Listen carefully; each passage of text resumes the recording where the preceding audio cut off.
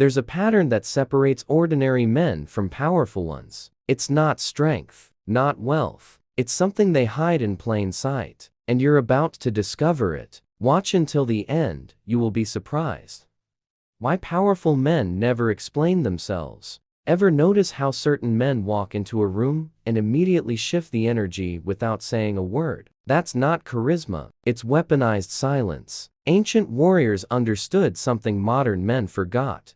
Explanation is weakness. The moment you justify your actions, you hand over power. You're essentially asking for permission to exist in your own frame. Think about apex predators in nature. Lions don't explain why they're at the top of the food chain. Sharks don't justify their presence. They simply are, and everything else adjusts accordingly. Powerful men operate on this frequency. They make decisions, execute, and let results do the talking. No apologies, no lengthy justifications, just motion and consequence. Stoics called this gravitas, the weight of presence that requires no verbal reinforcement. Marcus Aurelius commanded legions not through speeches, but through unshakable inner authority. His soldiers followed because his actions proved his philosophy. Words were secondary, commitment was primary. Here's where it gets darker. When you over-explain, you're signaling doubt. You're broadcasting that you need external validation to proceed. Powerful men recognize this immediately. They see the cracks in your confidence and file that information away. Like NSIS agents cataloging evidence. They notice every verbal tick, every unnecessary justification, every sign that you're seeking approval. And this connects directly to a brutal power principle. Always say less than necessary. The more you speak, the more common you appear. Scarcity applies to words, just like it applies to resources. When you talk less, each word carries nuclear weight. People lean in, they wonder, they fill the silence with their own projections, usually inflating your status in the process. But here's the unsettling part. What if you've been giving away power your entire life simply by talking too much? Because the next layer reveals something even more ruthless.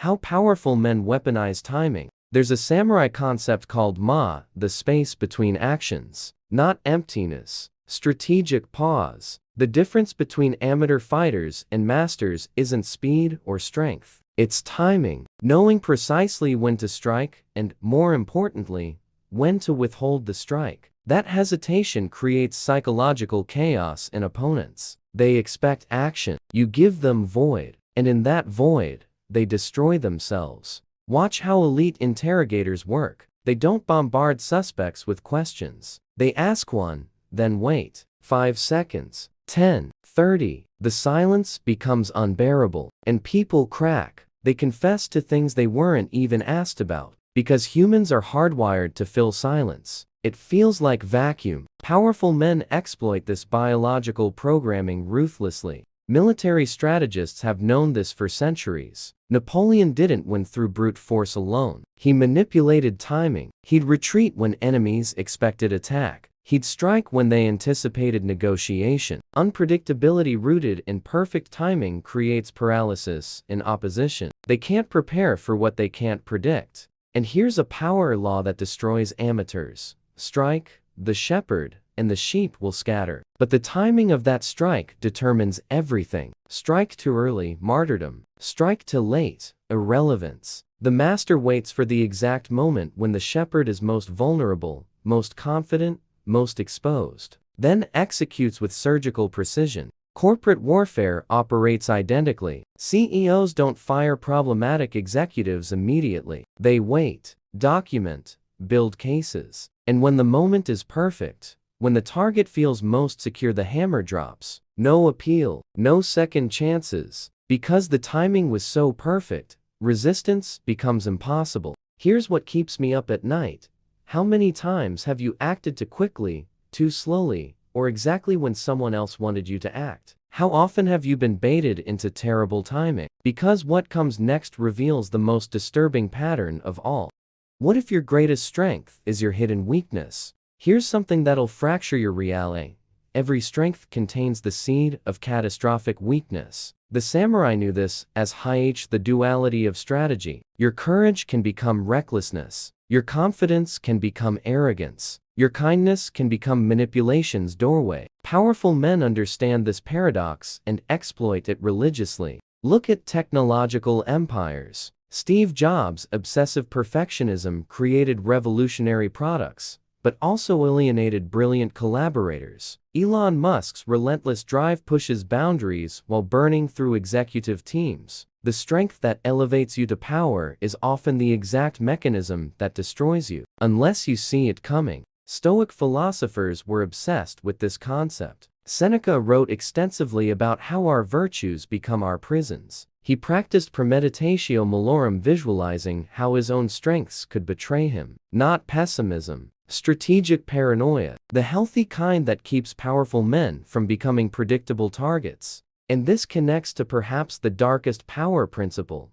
Guard your reputation with your life. But here's the twist: reputation built on a single trait is catastrophically fragile. You become known for one thing, then someone weaponizes that exact thing against you. The honest guy gets framed. The tough guy gets baited into violence. The smart guy gets intellectually trapped. True powerful men cultivate multidimensional reputation. They're unpredictable, not through chaos, but through genuine depth. They can be brutal and compassionate, strategic and spontaneous, visible and invisible. This complexity makes them nearly impossible to manipulate because there's no single lever to pull. Think about it.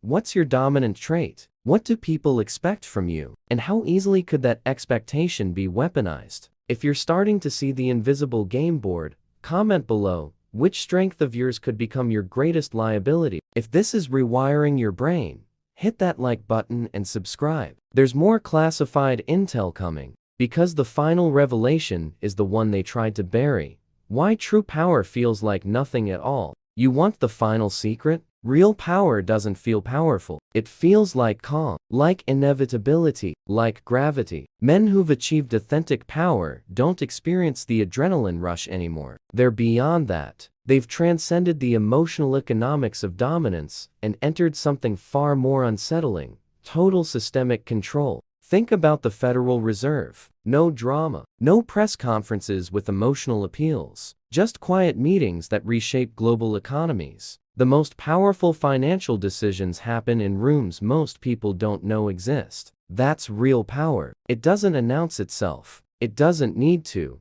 Ancient strategists understood this endpoint. Lao Tzu wrote, "The best leader is one whose existence is barely known." Not because they're hiding, because their systems run so efficiently, intervention becomes rare. They've built machines that execute their will without their presence. That's the final form of powerful competence. And here's the power law that completes the cycle.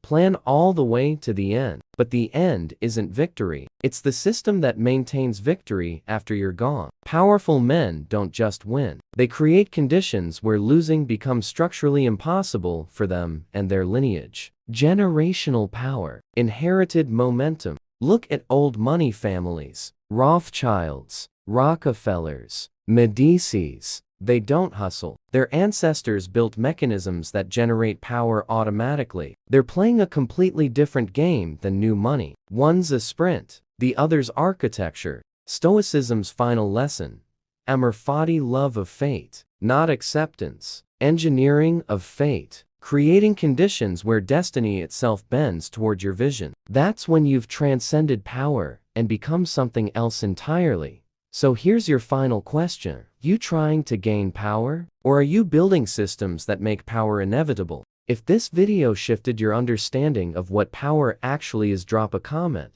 What system are you building right now? Smash that like button, subscribe to this channel, and if you know someone stuck in the hustle mentality, share this with them. Because the next video goes even deeper into the mechanics they don't want you to understand. The game is infinite, and now you see the board.